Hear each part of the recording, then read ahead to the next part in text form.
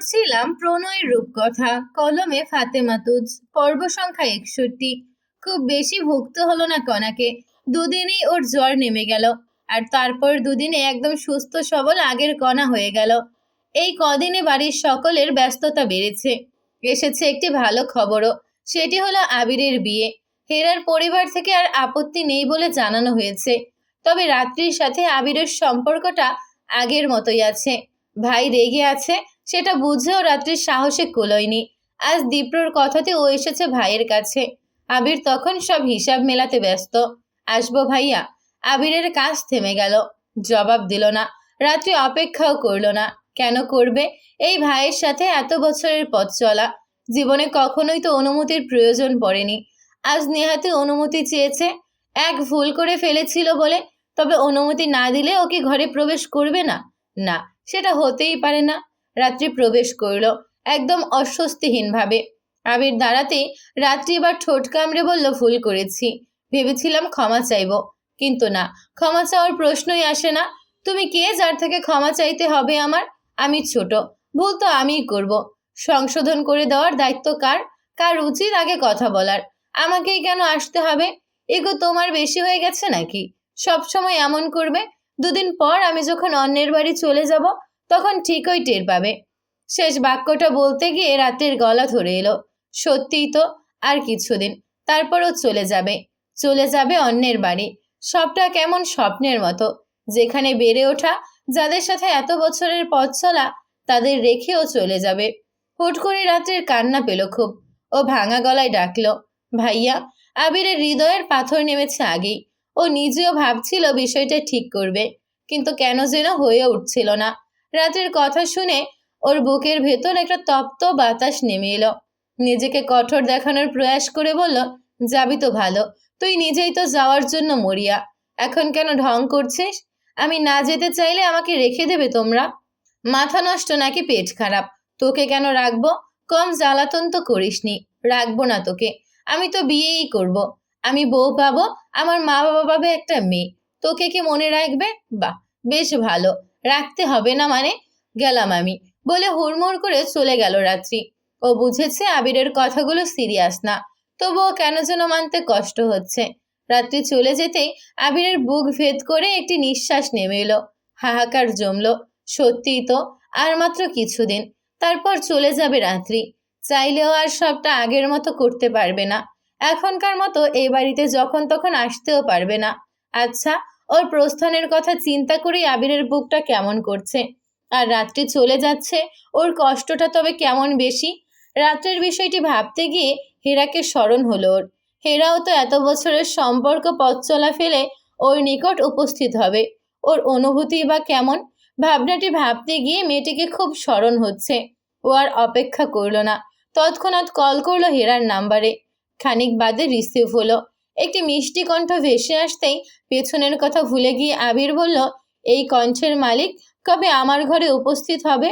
কবে আমার পাশে বসবে? কবে আমি ঘুম থেকে উঠে কিংবা ঘুম ঘুম চোখে বিছানার পাশে তাকে দেখব? তার নরম হাত আমার গাল ছুঁয়ে যাবে। হেরা, এই অপেক্ষা কেন ফুরায় না? ওদের এত দীর্ঘ অপেক্ষা, নানান ঝামেলা, সব মিলিয়ে সত্যি এবার অপেক্ষা ফুরানোর পালা। শেষ অপেক্ষা যেন আরো বেশি কষ্টের, আরো বেশি দীঘল। ওপাশ থেকে হেরা মিষ্টি হাসলো, বলল, অপেক্ষা ফুরিয়ে গেলে তো ফুরিয়েই গেল। এই অপেক্ষাটাই উপভোগ করো আবির। আবির দীর্ঘশ্বাস ফেলার মতো করে বলল, অপেক্ষা উপভোগ কিভাবে করে হেরা? তোমার এই কণ্ঠ শুনেই তো আমার পথটা এলোমেলো হয়ে যায়। তাই নাকি? হুম, সত্যিই তাই। একদম এলোমেলো। সমুদ্রের বুকে উঁচু উঁচু ঢেউ নামছে যেন। আবিরের কথাগুলো কাব্যিক শোনাচ্ছে। হেরা হেসে ফেলে ওর কথাগুলো শুনে। দুদিন ধরে দীপ্র বাসায় নেই। এই না থাকাটা কুহুকে খুব পোড়াচ্ছে। ও ভার্সিটি গিয়েও উদাস থেকেছে। আজ বাড়িতে ফিরেই এসেছে দীপ্রর কক্ষে। যদিও লুকোচুরির প্রয়োজন নেই, তবুও লুকোচুরি করেই এসেছে। বরাবরের মতন এই ঘরে প্রবেশ করে বুক ভরে দম নিচ্ছে ও। সঙ্গে সঙ্গে পরিচিত সেই সুবাসখানা নাকে এসে ধরা দিয়েছে। চোখ দুটো মুদিতে রেখে ও বিড়বিড় করে, কেন এমন লাগছে? যেন আপনি আমার আশেপাশে আছেন দীপ্র ভাই। ওর বিড়বিড় শেষ হওয়া মাত্রই একটি ধীর গলা ভেসে ওঠে, চোখ খুলে দেখ কুহু, সত্যি আমি তোর কাছে। কণ্ঠের তীব্রতা কানে পৌঁছাতেই ফট করে চোখ মেলে কুহু। ভেসে ওঠে দীপ্রর শক্তপোক্ত বুকখানা। ও পিছাতে গিয়েও পারে না। দীপ্র সামান্য ঝুঁকে মেয়েটির চোখের দৃষ্টি কাড়ে। সুধায়, মিস করছিলি? কুহু জবাব দিতে পারে না। অস্বস্তির দল গলায় এসে আটকায়। এই দুদিনে একটিবার কলেও কথা হয়নি ওদের। দীপ্র হেসে পুনরায় বলে, কুহু, তুই মিস করছিলি আমায়? এবার জবাব দেও। ফট করে পেছন ফিরে দুষ্টু লোকায়। বড় করে নিঃশ্বাস নিয়ে বলে, মিস কেন করতে যাব? করিসনি? না। যদি মিস নাই বা করিস তবে এখানে কেন এসেছিস? কুহু আটকায়। ও জানে না আজ কেন এখানে এলো।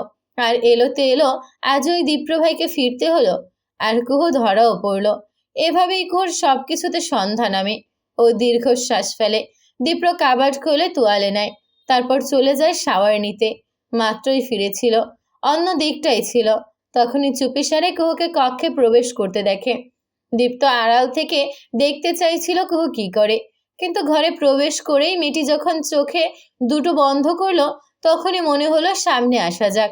তাই সামনে এসে গেল। সেই সাথে শুনল কুহুর বিড়বিড় করা কথাটাও। সময় পেলে কুহু কথা সাজিয়ে নিল। মাথায় বুদ্ধি খেলতেই ও পেছন ঘুরতে ঘুরতে বলল, আমি আসলে এসেছি আমার একটা ড্রেসের খোঁজে। ভুলে এখানে। ও কথা শেষ করতে পারল না। দেখলো দীপ্র তো এখানে নেই। কুহুর ভ্রু এবার কুঞ্চিত হলো। পুরো ঘরে একবার চোখ বলিয়ে নিয়ে চিন্তা করলো। এবার আর বিড়বিড় নয়, স্বাভাবিকভাবেই বলে উঠল, কি আজব, এভাবে কোথায় হারালো? জেগে জেগে স্বপ্ন দেখলাম নাকি? মাথা গেছে কুহু তোর।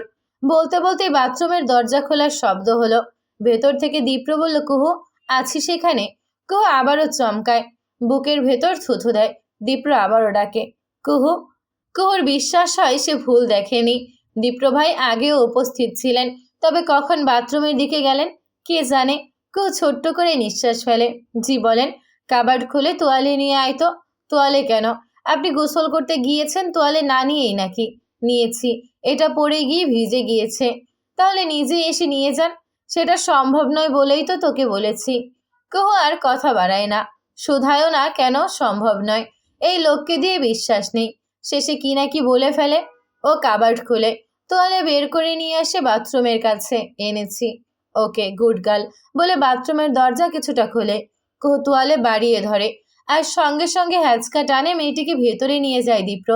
কোনো কিছু বোঝার পূর্বেই ওকে দাঁড় করিয়ে দেয় শাওয়ারের নিচে। শীতল পানিতে সঙ্গে সঙ্গে ভিজে যায় কুহু। ও সরতে চাইলেই হাতের সাহায্যে বাধা দেয় দীপ্র। এটা কি হলো? যা হওয়ার তাই হলো। দীপ্র ভাই হুস মেয়ে বলেই মেয়েটির ঠোঁটে আঙুল রাখে দীপ্র। কুহু তখনও শাওয়ারের নিচে শীতল পানি ত্বক স্পর্শ করে যাচ্ছে। সেই সাথে দীপ্রর পুরুষালী আঙুল ঠোঁটে এসে নেমেছে। কুহু কিছু বলতে পারে না। ফ্যাল ফ্যাল করে চেয়ে থাকে। দীপ্র মাথা নামিয়ে আনে, ঝুঁকে ওর দিকে। এতে করে ঝর্ণার পানি দুজনকেই সমান তালে ভিজাতে শুরু করে। দীপ্র এক হাত দেয়ালে ঠ্যাস দিয়ে রাখা।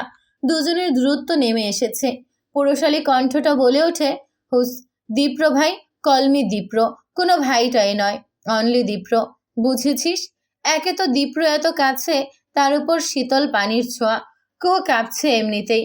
সেই সাথে বাড়তি হিসেবে আছে দীপ্রর বলা এই কথাগুলো। কুহুর গলা শুকিয়ে আসে। দীপ্রর আঙুল তখনও ঠোঁট ছুঁয়ে আছে। কুহু কিছু বলতে চায়, সেটি বুঝেই আঙুল সরিয়ে নেয় ও। কুহু বুক ভরে দম নেয়। বলতে নেয়, দীপ্র ভাই। দীপ্র বিরক্তি হওয়ার ন্যায় শব্দ করে। পুনরায় আঙুল টেনে আনে মেয়েটির ঠোঁটের কাছে। ফিস ফিস করে বলে, কি বলেছি? কলমি দীপ্র, অনলি দীপ্র, নট ভাই। কুহু ঢোক গিলে বলে, দেখুন। কি দেখতে বলছিস? এবার কুহুর চোয়াল নেমে আসার উপক্রম। ও ভাষা হারায়। দীপ্র এক হাতে শাওয়ার বন্ধ করে। ওরা দুজনেই তখন একদম কাক ভেজা হয়ে গিয়েছে।